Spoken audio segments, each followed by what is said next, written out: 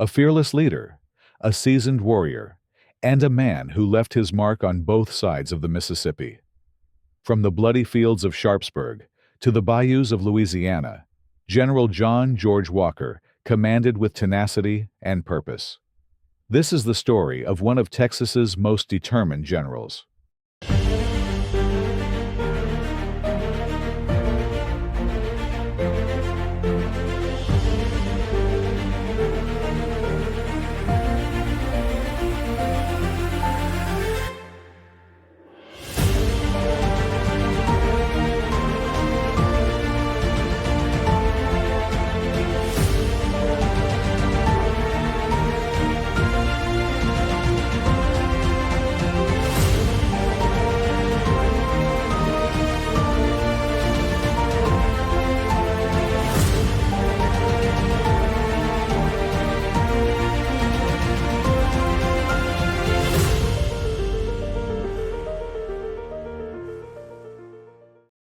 John George Walker's story begins on July 22, 1821, in the rugged frontier of Missouri.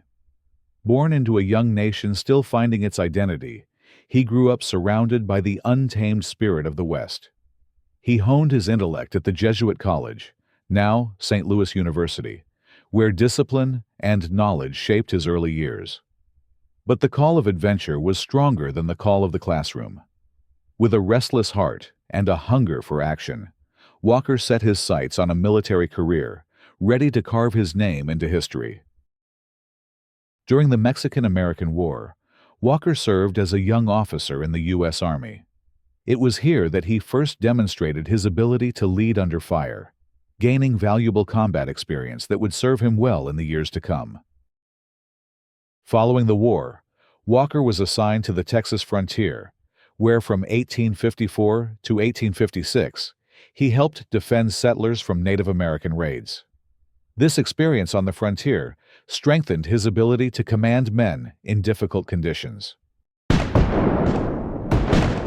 When the Civil War erupted, Walker resigned his commission and joined the Confederacy. He quickly rose through the ranks, taking command of a brigade in Virginia during the Peninsula Campaign of 1862. Walker's brigade played a key role in the Peninsula Campaign, where he fought at the Battle of Malvern Hill. Though the battle was a Confederate defeat, Walker's leadership was noted, and he continued to prove his value on the battlefield. During the Maryland Campaign, Walker was tasked with commanding a division at the Battle of Sharpsburg. His forces were instrumental in holding the Confederate right flank and resisting repeated Union assaults. His effectiveness in this battle earned him a promotion to Major General on November 8, 1862. Walker was reassigned to the Trans-Mississippi Department to take command of the Texas Division. These men, known as Walker's Greyhounds, became famous for their ability to move quickly and strike hard. Their name reflected their speed and relentless attacks against Union forces. Walker's Greyhounds first saw major action during the Vicksburg campaign, attempting to disrupt Union supply lines along the Mississippi River. At the Battle of Milliken's Bend, they clashed with newly recruited black Union troops, encountering fierce resistance. The attack ultimately failed, but it underscored the growing importance of African American soldiers in Union ranks.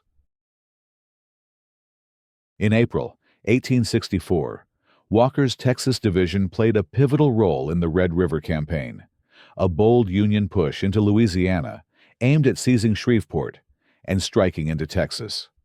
On April the 8th, at the Battle of Mansfield, Walker's men joined General Richard Taylor's Confederate Army in a desperate stand against Union General Nathaniel Banks's invasion force.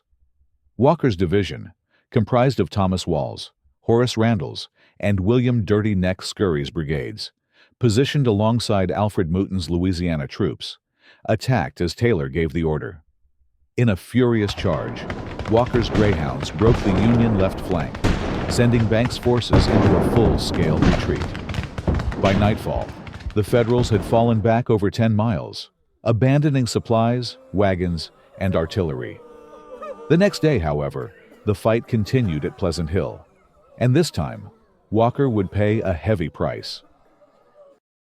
On April 9, 1864, as the Confederate pursuit continued, Walker's division clashed with the Union rearguard at Pleasant Hill.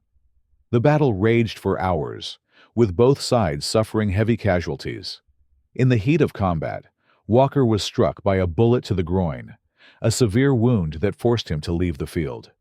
Though the Confederates fought fiercely, they were unable to drive the Union army further, and Banks withdrew under cover of night. Walker's injury sidelined him for much of the war, but his reputation remained intact. After the war, Walker fled to Mexico like so many other Confederates did, before eventually returning to the United States. He settled in Washington, D.C. and served in various government roles, including being a diplomat. In July 1893, Walker suffered a stroke and fell into a coma. After 4 days, he passed away on July the 20th, 1893, closing the final chapter on the life of a Confederate general who had led Texas troops in some of the fiercest battles of the war.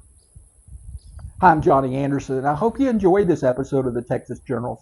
If you did, be sure and give us a thumbs up and subscribe to our channel so you won't miss more incredible stories of Texas legendary warriors. Thanks for watching, and we'll see you next time.